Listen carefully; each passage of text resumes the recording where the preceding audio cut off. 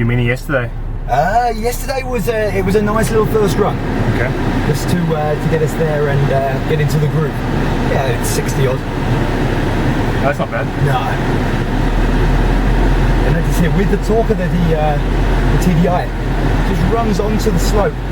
Really minimal effort, particularly in the gas seat. You can feel Quattro working, diverting the power onto the rear wheels. Obviously, as the weight shifts backwards, it can use the grip on the rear wheels.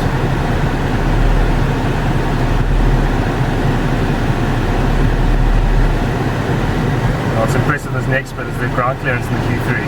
Definitely.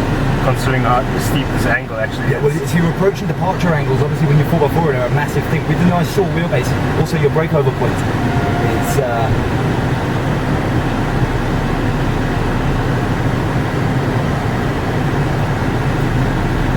okay, so I'm going to activate the ESP off-road mode. Alright. And that now activates systems such as the EDL, the electronic diff lock. What will happen there, it detects when a wheel's in the air. Yeah. Rather than having to lock your disc manually or with a computer controlled locking diff, it detects when the wheel's in the air, when it's got wheel spin, and applies the brake on that individual wheel to divert the power across. I feel here now as we're just resting diagonally on two wheels. Another big point here as well is, despite the fact that we're diagonally hanging across two points here, the body shell is incredibly rigid. You still open all the doors, the sunroof still activates, an incredibly rigid safety cell. That not only helps handling, because then the suspension can do its thing, but also from a safety point of view.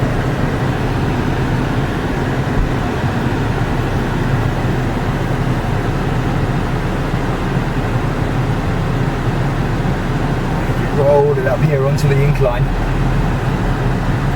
Just lifting the rear wheel in the air there as well.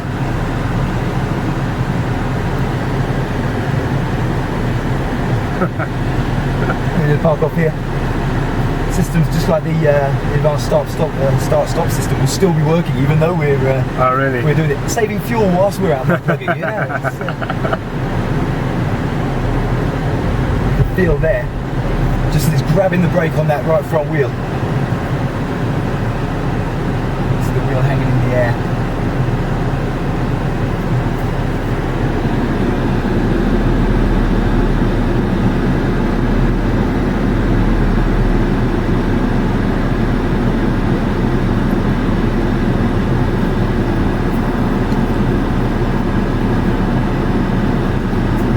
Onto the seesaw here. It's a really good example of just how controllable and placeable the car is. It's very nimble, even though we're manoeuvring what is still a small SUV. Yeah. Still a reasonable amount of weight, but such an advanced system on the throttle gives me such an amount of control. So I can find our balance and our tip over point. Let's see if we can just hold it there, or get it just to hover in the middle if we can.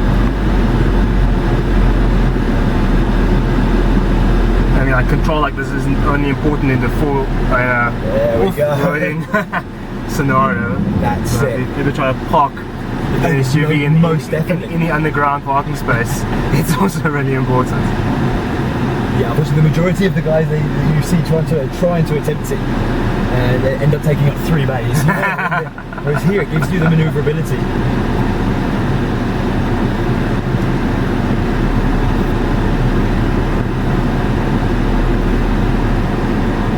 Now, what's been your favourite car of the... I've got to tell you, this is the first time I've spent any significant amount of time with the Q3. Yeah? And it really has impressed me. Actually, it's not bigger than it looks from the outside. It is indeed. Yeah.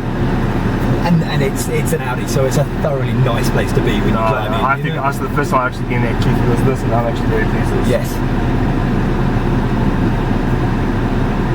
Awesome, thanks so much, Steve. No worries whatsoever.